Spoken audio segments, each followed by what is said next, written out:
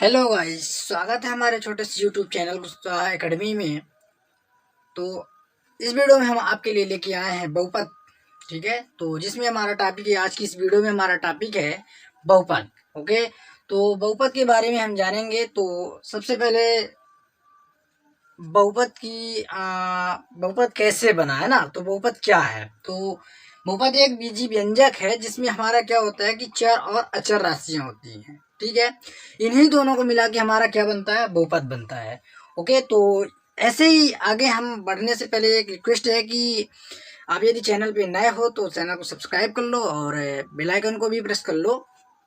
और यदि वीडियो आपको मस्त लगती है तो आप वीडियो को लाइक भी कर दीजिएगा, जिससे हमें क्या होता है कि यदि आप लाइक करोगे तो हमें मोटिवेशन मिलती है, ताकत मिलती है, जिससे हम आगे की भी वीडियो बनाते रहें। ओके, तो वीडियो में आगे बढ़ते हैं। तो ध्यान दीजिए, बहुपद हमारा दो राशियों से मिलकर बना होता है, एक अचर राशि और एक चर राशि से। ठीक है, तो अचर राशि क्या है और आपकी चर राशि क्या है। ठीक है, तो अचर में क्या होता है कि आपका एक पहले आपको हम चर बता देते हैं। तो चर क्या होता है कि चर का मान जो होता है उसका मान निश्चित नहीं होता, और अचर राशि अचर का मान क्या होता है, एक निश्चित मान होता है। यानी इसका नाम यहाँ है कि अचर मतलब न चलने वाले, और इसका मान है चर मतलब चलने वाले, तो इसका मान अनिश्चित होता है ना। तो इस तरह से हम इसको परिभाषित कर सकते हैं सिंपली तरीके से।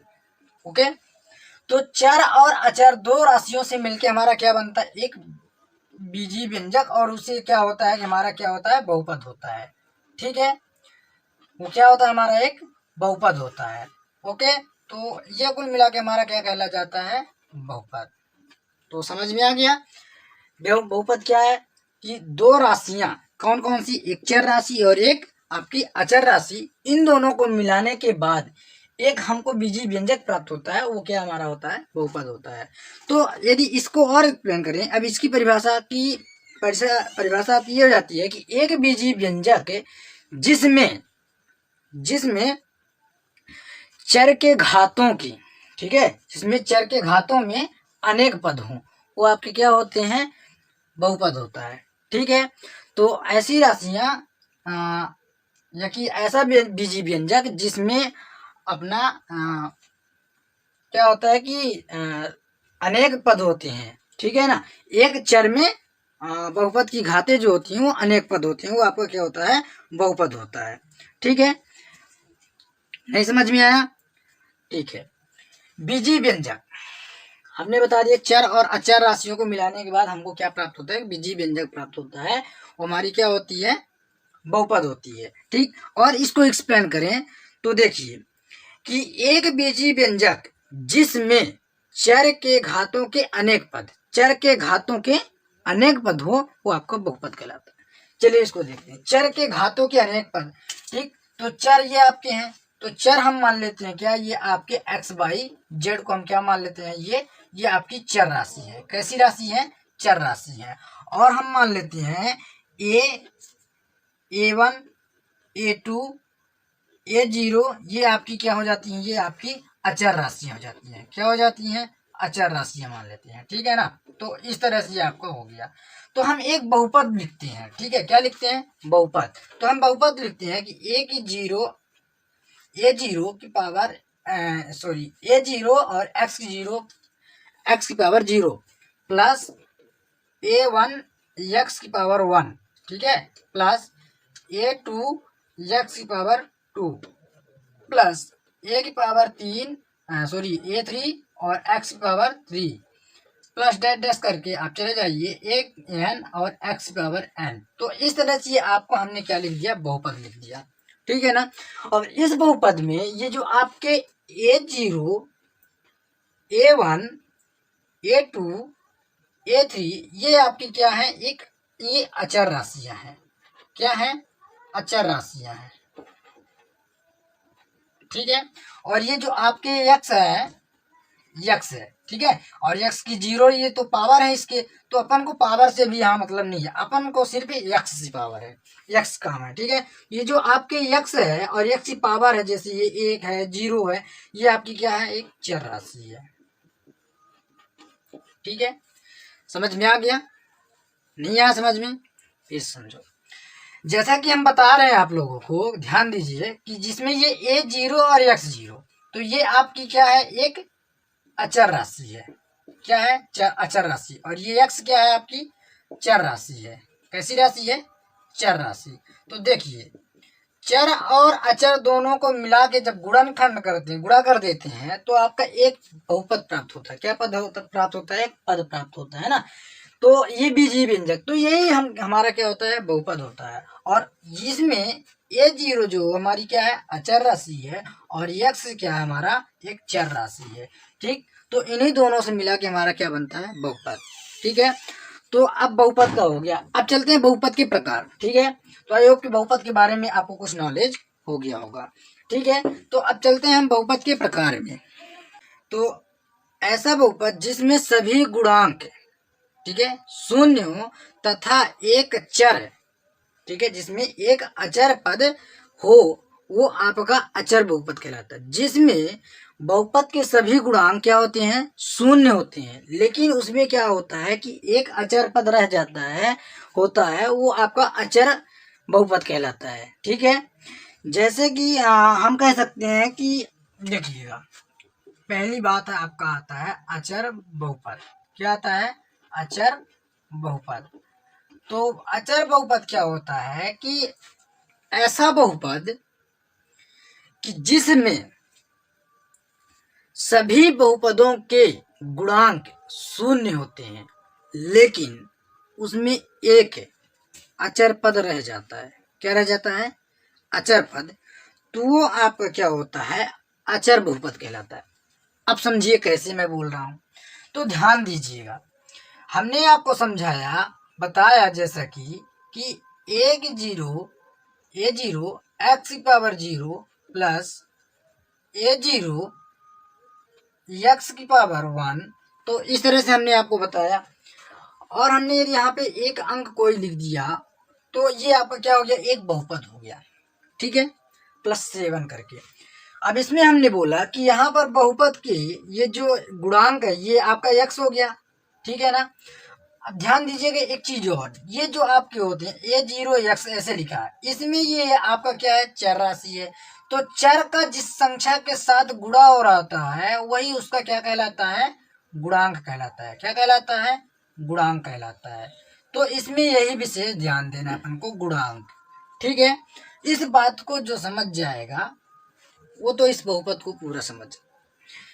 मैं समझाया आपको, मैंने बताया आपको कि a की पावर 0 x, या कि आप मान लीजिए a0 की जगह पर हमने ले लिया 7x। ठीक है, कितना ले लिया?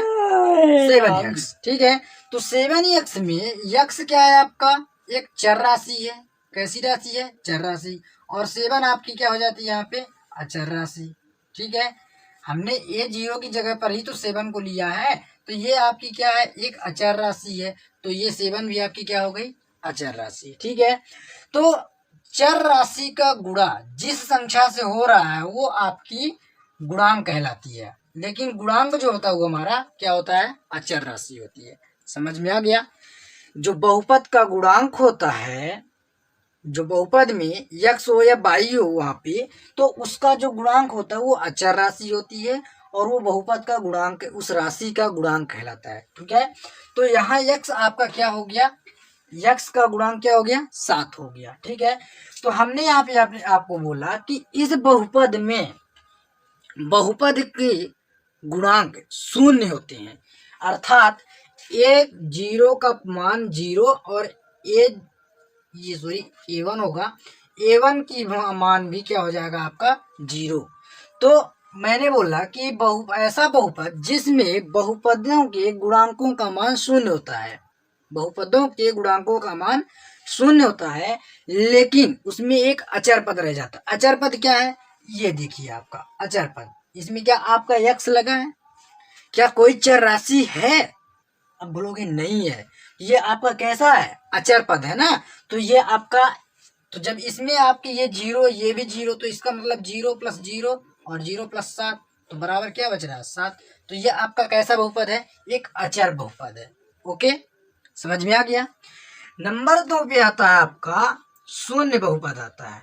क्या आता है, शून्य बहुपद। शून्य बहुपद क्या होते हैं?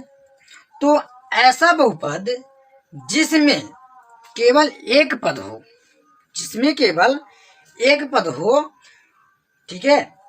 शून्य बहुपद क्या होता है कि यहाँ सॉरी कि जिसमें केवल एक पद हो और जो भी क्या हो, शून्य हो। ओके, कि ऐसा बहुपद जिसमें केवल ऐसा बहुपद जिसमें केवल एक पद हो और वो भी क्या हो, शून्य हो, है ना, क्या हो, शून्य हो, वो आपका क्या सा बहुपद कहलाता है, शून्य बहुपद कहलाता है। कि एक ऐसा बहुपद जिसमें केवल एक पद हो, है ना। जैसे यहाँ पे हमने कितने पद लिए, ये आपका एक पद कहलाएगा पूरा, ये आपका दूसरा पद कहलाएगा, ये तीसरा पद। तो इसमें ये बोल रहा है कि एक ऐसा बहुपद जिसमें केवल एक ही पद हो और वो भी क्या हो, शून्य हो। तो जब वो शून्य होगा तो भाई जब वो शून्य है तो वो कैसा बहुपद, शून्य बहुपद ही होगा। ओके, तो ये बात हमको ध्यान रखना है। अभी हमने आपको तीन पद में ही समझाया है। ओके, तो तीन पद में क्या बोल रहा है इसमें कि केवल एक पद हो, केवल एक पद हो, तो इसमें से ये तीन है, तो हमने यहाँ पर केवल सिर्फ एक को लिख लिया, 3x को लिख लिया। और उसमें बोल रहा है कि वो उससे क्या होना चाहिए, वो पद शून्य होना चाहिए। तो हमने इसको क्या मान लिया, शून्य मान लिया। जब शून्य मान लिया तो वो कौन सा बहुपद होगा, शून्य बहुपद। ओके, नेक्स्ट चलते हैं अपने तीसरे नंबर में। तो तीसरा नंबर होता है आपका कि एक पदी बहुपद क्या होता है, एक पदी बहुपद। तो ऐसा बहुपद जिसमें केवल एक पद हो, जिसमें केवल एक पद हो, वो आपका एक पदी बहुपद कहलाता है।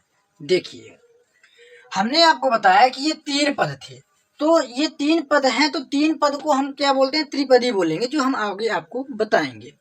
यहाँ पे हम बता रहे हैं आपको एक पदी के बारे में। कैसा बहुपद, एक पदी बहुपद, ठीक है। तो एक पदी बहुपद क्या होता है कि ऐसा बहुपद जिसमें केवल एक पद हो लेकिन शून्य नहीं होना चाहिए, उसका मान होना चाहिए। शून्य में क्या था कि शून्य है, एक पद है लेकिन वो क्या होना चाहिए, शून्य होना चाहिए, लेकिन इसमें शून्य नहीं है। तो एक पदी बहुपद वो बहुपद होता है कि जिसमें आपका केवल एक पद हो, ठीक है, केवल एक पद हो, उसका मान होना चाहिए, निश्चित है, कुछ भी माना है, ठीक है, वो आपका एक पदी बहुपद।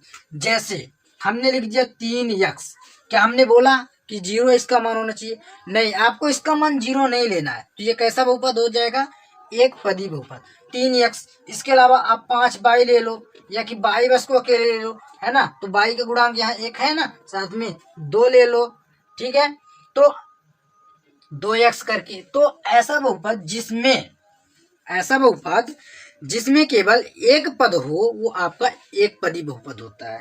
ओके, फिर नेक्स्ट आपका आता है द्विपदी बहुपद।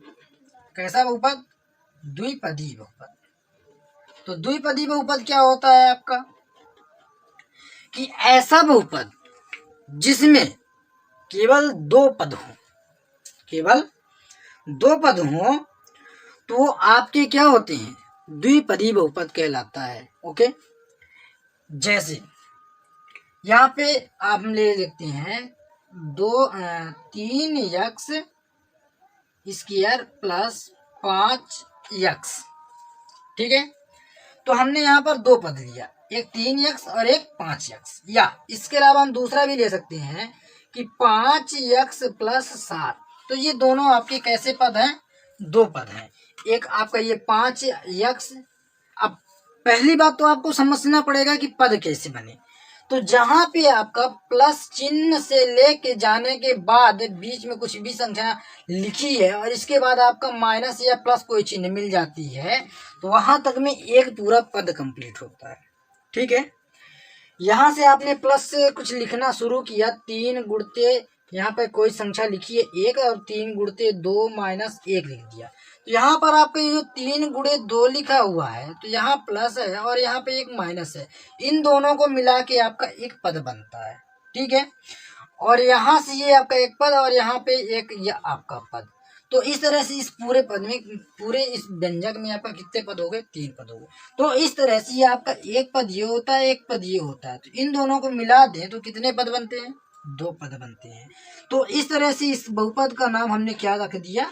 द्विपदी बहुपद। ठीक है, 2 पद हो गया।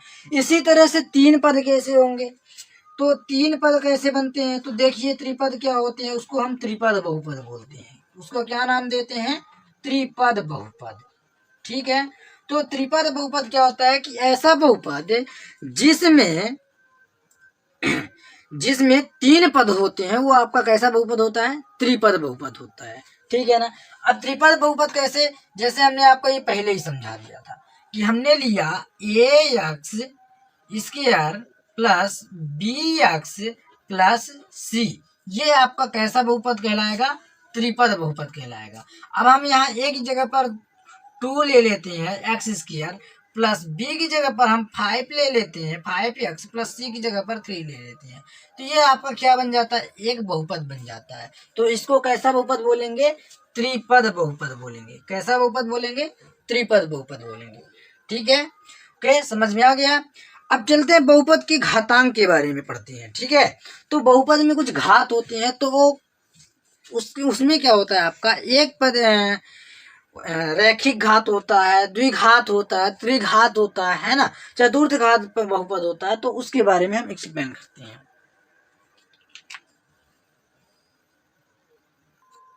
तो चलते हैं बहुपद के घात में। ठीक है, तो बहुपद के घात कैसे पता करेंगे? बहुपद के घात यानी बहुपद का घात।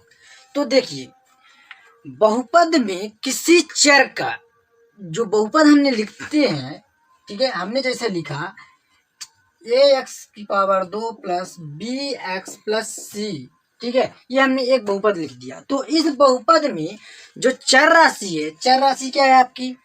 x है। x क्या है आपकी? चर राशि है। और ये a क्या है? b क्या है? c क्या है? ये आपकी अचर राशियां हैं। ठीक है ना। तो ये जो आपके चर राशि है, चर राशि की जो अधिकतम घात होती है, वो आपकी बहुपद की घात कहलाती है। क्या कहलाती है? बहुपद की घात। यानी ये जो आपका, ये हमने बहुपद लिखा, ये जो आपके बहुपद होते हैं बुक में, है ना, कोई भी बहुपद है, ठीक है, हमने यहाँ पर एक्स लेके रखा है। जैसे हमने ये समीकरण बहुपद ही ले लिया, 5x² प्लस 7x प्लस 8। तो इस बहुपद में जो आपकी चर राशि है, चर राशि इसमें क्या है? आप बोलोगे सर एक्स है, तो एक्स है ना, तो जो ये एक्स है आपकी, उसी एक्स में से देखेंगे कि जो अधिकतम घात होगी, तो x की यहाँ पर अधिकतम घात, यहाँ देखोगे आप x की घात नहीं लिखा है, मतलब 1 है। यहाँ कितना है? 2 है। तो यहाँ पर तो अधिकतम घात कितनी हो रही है? यह बहुपद की आपकी x की चर राशि की, चर राशि की अधिकतम घात कितनी है? 2 है। तो यही आपकी इस पूरे बहुपद की अधिकतम घात 2 है, वही आपकी बहुपद की घात कहलाएगी। क्या कहलाएगी? बहुपद की घात। और वो कितनी है? 2 है। हमने लिखा एक बहुपद आपके सामने लिखा कि 3x⁴ प्लस 2x⁻3 प्लस 3, ये हमने एक बहुपद लिख दिया। तो आपसे हमने पूछा इसमें कि आप बताओ कि बहुपद की घात क्या होगी, तो आप क्या बताओगे इसको? 3 कुछ नहीं, या 4? जैसा कि हमने देखिए यहाँ पर क्या होगा? 4 होगा। हमने आपको क्या बताया कि आप उस बहुपद में, अभी ये 3 पद हैं और ले लेते हैं, चलो हमने बढ़ा दिया, हमने बढ़ा दिया, 4 लाइन हो गई। तो यहाँ पावर की वजह से मैं और बढ़ा देता हूं, ये लो, ओके। तो हमने पदों को बढ़ा दिया। तो इस पूरे बहुपद में आप देखो कि बहुपद में चर राशि, चर राशि क्या है? पूरी यक्स तो है। तो यक्स में अधिकतम घात कितनी है? तो आप देखोगे कि चर राशि में यक्स में यहाँ 1 है, यहाँ 2 है, यहाँ कितनी है? 3 है, यहाँ कितनी है? 4 है। तो जो अधिकतम घात होती है वही हमारे उस पूरे बहुपद की घात कहलाती है। ठीक है, तो इस पूरे बहुपद की घात क्या कहलाएगी? इसका 4। इस बहुपद की घात क्या कहलाएगी? 4 कहलाएगी। ओके, समझ में आ गया। तो ये होता है आपका बहुपद का घात। तो अब बहुपद की घात में क्या होता है कि ये तो बहुपद की घात हो गई। अब कैसे पहचानेंगे कि कौन सा बहुपद कितने घात का है ना? तो यदि बहुपद में एक घात हो, बहुपद में अधिकतम घात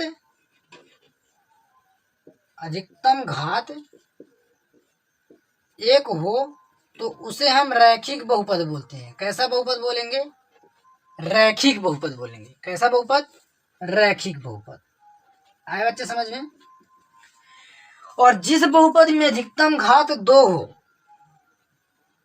जैसे देखिएगा हमने एक बहुपद लिख दिया 5x + 7, तो यहाँ पर आप देख रहे होंगे कि जो x आपकी चर राशि है, चर क्या है आपकी, हमने बार बार आपको बोल रखा है कि आपको चर और अचर को विशेष ध्यान देना है, ठीक है ना। तो आपको चर के बारे में से हमने बार बार चर आपको x को ही प्रेरित कर रहे हैं कि ताकि आपको समझ में आ जाए। तो जैसे x है, y है, तो इन राशियों को z है, इन राशियों को हम क्या मान लेते हैं? चर राशि। तो ये आपका क्या है? चर राशि। और इसकी पावर यहाँ कितनी है? ब्रो सर कुछ लिखा नहीं है यहाँ, जहां पावर हमको नहीं दिखती है वहां पर क्या होता है? 1 होता है। तो यहाँ पर x की पावर कितनी है? 1 है। तो ये आपका कैसा बहुपद हो गया? रैखिक बहुपद हो गया। ओके, हमने बोला कि बहुपद में अधिकतम घात यदि 2 हो तो आपकी द्वितीय घात बहुपद कहलाती है। कैसी बहुपद कहलाती है? द्वितीय घात। कैसे? द्वितीय बहुपद कहलाएगा, ठीक है।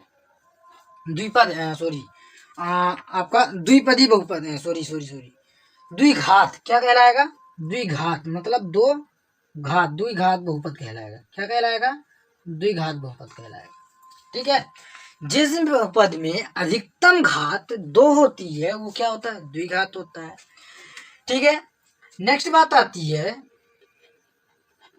इसको थोड़ी लिख लीजिएगा, बहुत ही इंपॉर्टेंट बात है, इसी से आपकी प्रश्नावली लगने वाली है ना। तो बहुपद में अधिकतम घात 2 हो, है ना, तो वो आपके द्विघात बहुपद। इसी प्रकार से यदि बहुपद में अधिकतम घात 3 हो तो वो आपका क्या कहलाएगी? त्रिघात बहुपद कहलाएगी। कैसा बहुपद? त्रिघात बहुपद कहलाएगी, ठीक है। नोट कर लो बच्चे इसको, इन तीनों चीजों को आप नोट कर लो, क्योंकि ये जब तक आपसे नहीं बनेगा तो आपकी इस प्रश्नावली, जो आपकी आगे आने वाली प्रश्नावली है, वो सवाल आपके नहीं बनेंगे, ठीक है। तो इसको अच्छे से आप लिख लीजिए और इसको अच्छे से समझ लीजिए, ठीक है। यानी बहुपद में अधिकतम घात कितनी हो? 1 हो तो आपकी रैखिक बहुपद कहलाएगी, ठीक है। बहुपद में अधिकतम घात कितनी हो? 2 है, जो आपका ये उदाहरण हम ले सकते हैं, ठीक है। पहले वाले में आपका रैखिक बहुपद ये हो गया, द्विघात बहुपद ये हो गया। त्रिघात बहुपद हम एक त्रिघात का उदाहरण आपको दे देते हैं। त्रिघात का हम दे देते हैं 3x की पावर 3 प्लस 4x घात 2 माइनस 3x घात 2 सॉरी 3x घात यहाँ 2 तो हो चुका, 1 हो जाएगा प्लस 1। तो जिसमें आप देख रहे होगे कि अधिकतम घात इस पूरे बहुपद की कितनी हो रही है, तो आप देख रहे हो कि इस बहुपद की घात कितनी हो रही है? अधिकतम 3 हो रही। तो आपका कैसा बहुपद हो गया? त्रिघात बहुपद हो गया, ठीक है। समझ में आ गया? ऐसे ही आपका चतुर्थ घात बहुपद होता है, ठीक है। तो इस तरह से आपके बहुपद हो जाते हैं, ठीक है। ओके, बात आती है थोड़ी सी एक पदी, द्विपदी, त्रिपदी तो हो ही गई, हमने बता ही दिया आपको कि त्रिपदी क्या होता है। तो एक बार मैं फिर से आपको बता देता हूं कि एक पदी क्या होता है। एक पदी मतलब कोई एक पद, जैसे 3x हो गया, 22 हो गया, 5z हो गया। क्या होता है? 5z। तो एक पद, केवल एक अकेले पद होना चाहिए, उसके साथ में कुछ भी न जुड़ा हो। जैसे पद आपके क्या होते हैं? 2, ये आपके 2 पद बन रहा है। ये कितने पद हो गए? 2 पद बन रहे हैं, तो ये आपका 2 पदी कहला जाता है, ठीक है ना। तो ये आपका कैसा पद हो जाता है? द्विपद कहा जाता है। क्या हो जाता है? द्विपद। त्रिपद कितने होते हैं? मतलब उसमें कितने पद होने चाहिए? 3 पद होने चाहिए। 3x धन 4y धन 1, तो कितने पद हो गए आपके? एक ये, एक ये, एक ये। कैसे पहचान गए? हमने बताया है कि प्लस से प्लस तक या प्लस से माइनस तक, प्लस से माइनस तक या माइनस से प्लस तक के बीच में कोई भी संख्या गुणे में है, ठीक है, और उनके बीच में कोई दूसरा जोड़ और घटाने के, केवल मात्र जोड़ और घटाने के चिन्ह को आपको ध्यान रखना है। तो जोड़ और घटाने के चिन्ह के अलावा कोई भी दूसरे चिन्ह आते हैं, हमको कोई मतलब नहीं, लेकिन यदि जोड़ और घटाने का चिन्ह मिल जाता है तो वहां से आपका बहुपद बनता है। जैसे हमने लिख दिया 5x गुणते 4, तो ये आपका पूरा एक पद कहलाएगा। ठीक है, क्योंकि यहाँ पर जोड़ और घटाना नहीं है। यदि ये होते इस तरह लिखा होता कि 5x धन 4, या लिखा होता 5x माइनस 4, तो यहाँ पर ये आपके दो दो पद हो जाते हैं।